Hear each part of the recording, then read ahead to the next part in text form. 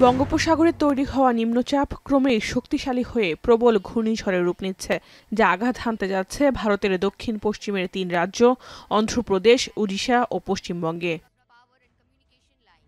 রোববার সন্ধ্যায় নিম্নচাপটি প্রবল ঘূর্ণিঝড়ে পরিণত হয়ে মঙ্গলবার সকাল নাগাদ উপকূলে আঘাত হানতে পারে। সে সময় ঘণ্টায় এর গতিবেগ থাকতে পারে ৯০ থেকে ১০০ কিলোমিটার পর্যন্ত। মন্থার আঘাতে সবচেয়ে ক্ষতিগ্রস্ত হতে পারে ওড়িশার দক্ষিণাঞ্চলের জেলাগুলো।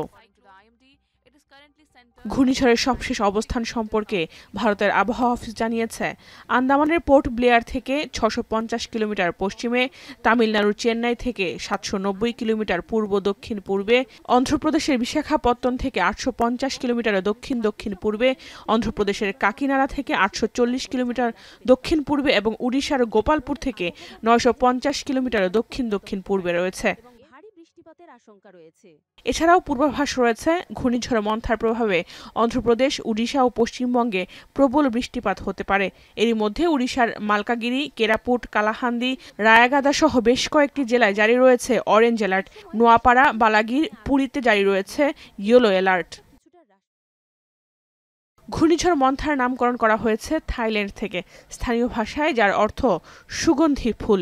আবহাওয়াবিদদের মতে ঘূর্ণিঝড় মন্থা সিভিয়ার সাইক্লোন হওয়ার আশঙ্কা রয়েছে।